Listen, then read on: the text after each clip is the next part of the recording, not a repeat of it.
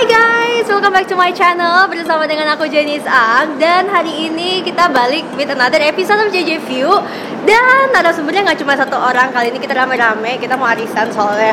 Enggak. Kita mau diskusi tentang hal-hal yang berhubungan dengan e-sport pastinya. Dan sebelum aku mulai videonya dan ketemu sama narasumbernya, jangan lupa untuk subscribe ke channel aku dulu dan nyalakan notifikasinya. Oke, siap. Karena nih kalau makin banyak subscribernya, makin banyak karakter yang bakal di-unlock di JJ View. Udah kayak game ya. So yaudah yuk, ikutin aku.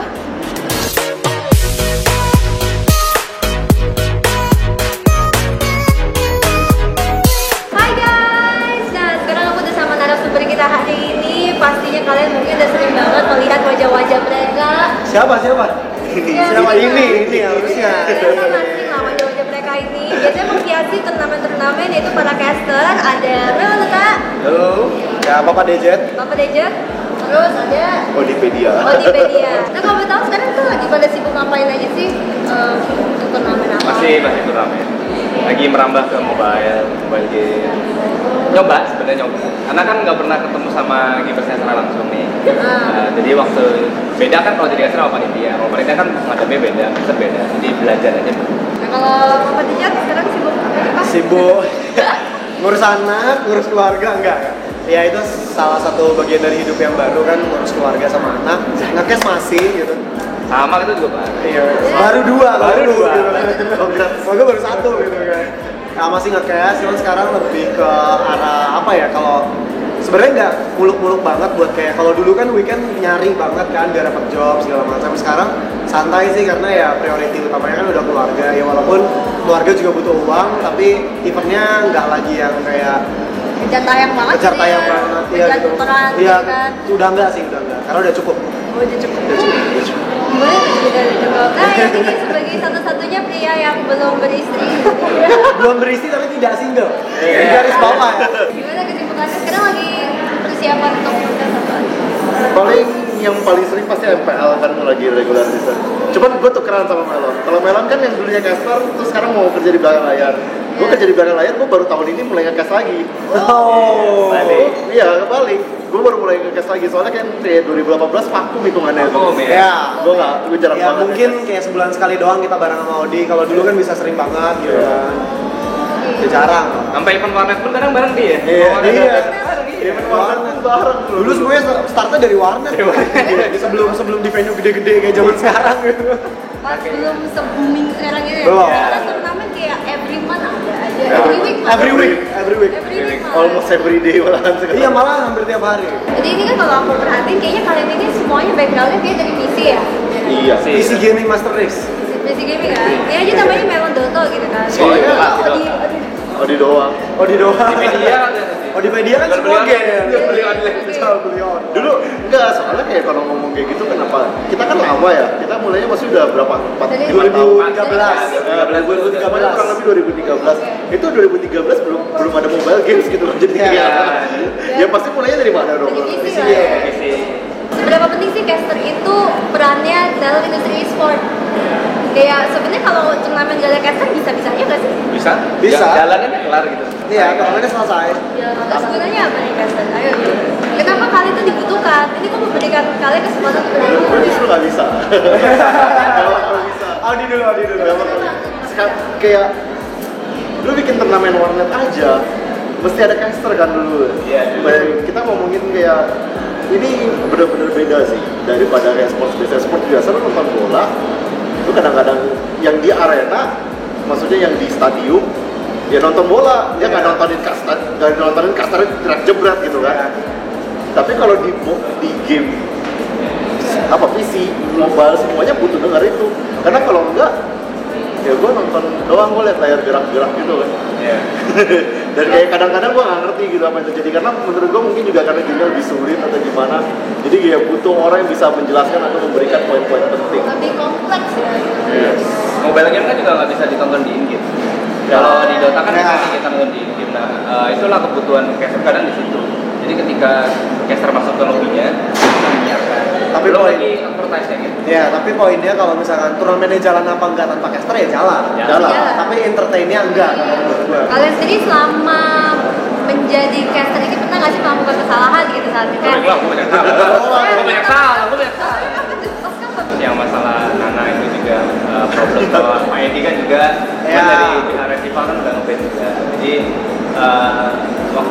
memang kayak kalau dari gua pribadi ya sih terlalu over proud kan dengan tim EVOS itu menurut gua pribadi juga apa yang dilakukan sama WG waktu itu tuh menurut gua salah dan emosi gua tuh meluap.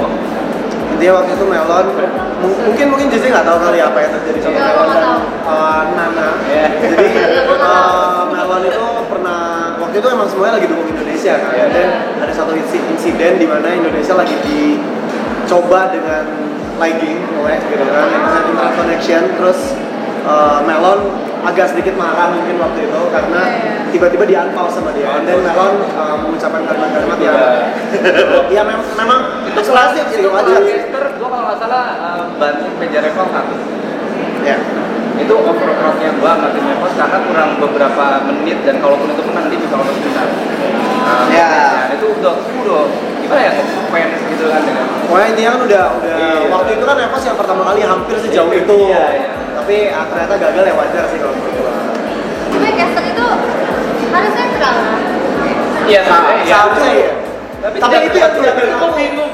Gue bingung jujur aja. Gue udah ngekes 5 tahun, gue masih bingung. Menurut lu caster mesti netral apa enggak? Menurut gue soalnya enggak gitu. Gak bisa karena lu pasti harus tentuin satu. Iya. Apalagi kayak kecuali lu panel desk ya. Maksudnya kita ada banyak kan situationnya, ada caster, ada panel desk gitu. Kalau caster kalau menurut lu nggak masalah gitu.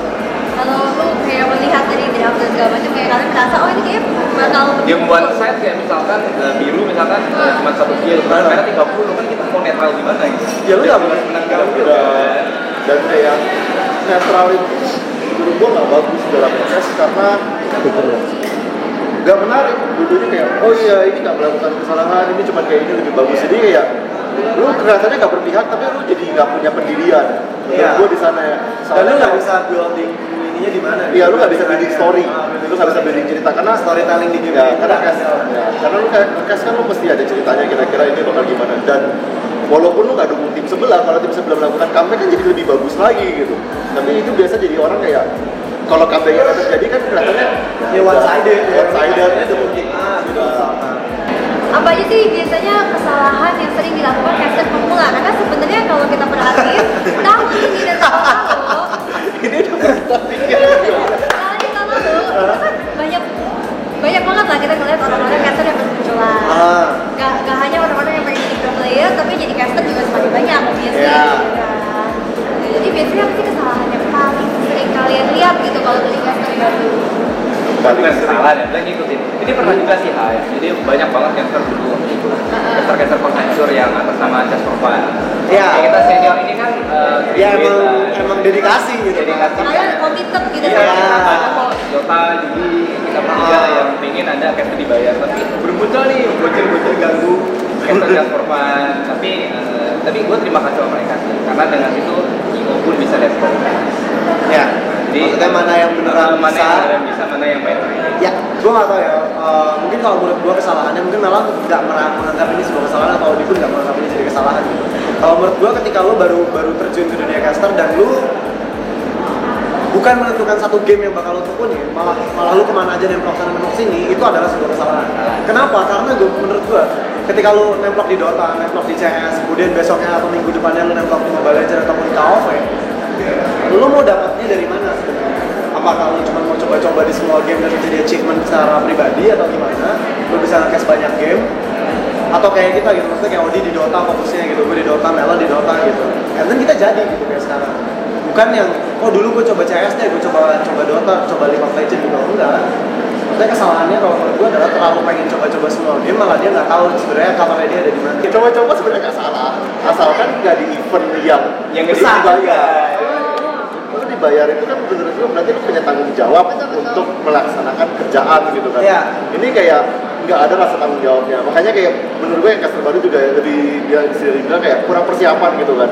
Kayak lu sebelum lu masuk lu mesti tahu acara ini apa, lu tahu lu bakal ngomong apa, lu tahu isi itu siapa, lu tahu bisa bikin kompetitif dari game itu tuh gimana, ekosistemnya tuh gimana. Jadi pada saat lu mulai ya lu masuk kamera, lu tahu lu mesti ngomong apa. Kalau ini kan kayak sekarang ya cuma say hi, oh iya game mulai, nge-cast game selesai. Jadi mungkin kurang persiapan sih lebih tepatnya. Iya. Jadi sebenarnya dari kalian sendiri emang gak pernah dulu kepikiran jadi pro player juga ya? Ada. Oh, gua ini.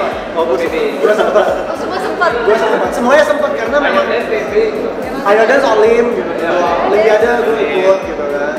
Terus turnamen-turnamen kecil-kecilan waret gitu ya ikut, cuman ya masa lu rela sih? Zaman dulu kan belum seberapa, juara 1 kan masih dibagi 5 gitu. Juara 1 sama bener dong. Bayar lu bolak-balik ke sana masih Bayar gede. bolak-balik. Bayar bolak-balik di PP. Pada saat itu juara 1 itu, ya gue juara 1 bangga gitu.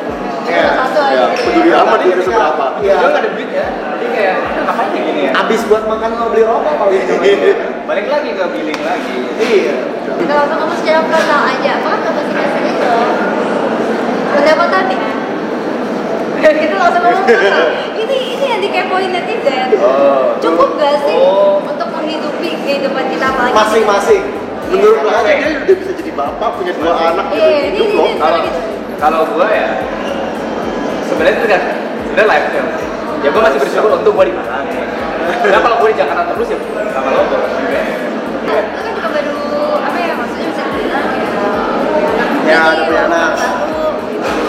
Cukup prospektif kan, maksudnya karir. Gue nggak pernah, walaupun dulu gue adalah full timer caster gitu, sekarang sebenarnya enggak. Gue nggak merasa kerjaan sebagai caster itu sebenarnya cukup. Ya benar kata Melon tadi, Melon beruntung dia tinggal di Malang. Istrinya pun nggak pernah mau diajak ke Malang dari dulu. Karena kalau misalkan Melon dari Jakarta ngerasain apa yang gue rasain, JJ rasain juga dia rasain, Melon akan merasa sama, nggak akan cukup gitu. Mungkin sekarang dia merasa cukup gitu, karena mereka lagi lifestyle di Malang itu pasti beda sama orang Jakarta. Bukan menyampingkan atau merendahkan atau apapun, tapi memang di Jakarta itu ketika lo cuma punya modal jadi caster doang dan lo memang even lo udah cukup sukses jadi seorang caster di Jakarta, nggak akan cukup. Nggak akan cukup. Ini yang sebagai yang belum berkeluarga dan belum punya tanggungan apa-apa ya? Belum berkeluarga tapi tidak jomblo. Kenapa lu mesti tekankan itu? Cukup. Karena baru dengar kabar dia nggak jomblo pas mau syuting ini gitu. Buat gua sih cukup sih. Tapi juga emang balik lagi kayak sulitnya jadi caster itu lu nggak bisa freelance. Karena kan pada umumnya caster itu freelance gitu kan. Kerjaan freelance, orang butuh baru lu panggil. Dan lu mesti bersaing lawan 20 orang lainnya lah anggapannya gitu kan di sana gitu. Dan untungnya ya gue udah yang lumayan lama, jadi kayak maksudnya gue masuk prioritas di atas lah. Tapi kalau enggak emang sulit. Dan untungnya kan gue juga dibayar maksudnya sama IO buat yang tahunan lah, pakai kontrak tahunan. Sama Minaski gitu kan. Sama Minaski kan gue ada kontrak tahunan gitu. Jadi kayak Channel gue. itu kan aman gitu kan. Itu pada saat itu aman. Tapi kalau misalkan emang gua benar-benar cuma sendirian, terus habis itu kayak maksudnya tiap event gua pasti apply terus, itu deg-degan sih. Nah, ngomong-ngomong soal harga, jadi sebenarnya nih buat para caster, bagaimana sih cara menentukan harga atau fee kita? Kayaknya tadi di briefing waktu sebelum syuting nggak kayak gini. Pasti sebut harga loh. Nggak sebut harga, tapi maksudnya apa yang bisa menentukan? Tolak ukurnya apa gitu? Iya, betul. Adi, Mau sebut nggak apa-apa juga sih, buat clickbait, tapi ya Tolak ukur menurut gua kayak jam terbang kan? jam terbang juga karena kan maksudnya emang ada yang bagus dengan jam terbang lebih pendek, ada juga yang enggak gitu. Jam terbang nggak bisa. Jadi penilaiannya gimana itu ya? Penilaiannya menurut gue yang paling gampang adalah apakah gue diterima orang apa enggak. Sebenarnya itu yang paling gampang. Boleh masang rate tinggi, nanti kan dinego. iya di nego. Jangan pasang rendah. Bener, kata Odi diterima atau enggak gitu. Ketika lo berkualitas tapi lo nggak ada yang mau nerima ya siapa gitu. Maksudnya yang mau nonton pun siapa? Event organizer pasti bakal lihat juga dia mahal, dia katanya berkualitas tapi kok viewers kita nggak ada yang nonton ya. Sulit. Makanya kenapa harus pakai dia? Ya udah kalau gitu buat Melon dan Odi juga untuk harapan ke depan kalian nih buat industri e-sport, ini pertanyaan basic sih. General. Pertanyaan general aja sih. Harapan Odi. terutama di ini kali ya percasteran kan. Iya, Kalau terutama di kelas perkasturan yang paling penting jangan sikut-sikutan dulu sih. Soalnya semuanya kan udah Punya naik. pasarnya. Semuanya udah naik. Maksudnya kayak khususnya mungkin yang bagian dari pro player atau pro organization itu kayaknya paling ngebut. Tapi kita nggak keep up gitu. Kita nggak keep up. Jadi sekarang udah kita nggak keep up, kita masih mau sikut-sikutan. Jadi yang kayak anggapannya Kita tuh udah di paling bawah, Iya. aspek paling bawah dari e-sport. Lu harus ikut-ikutan.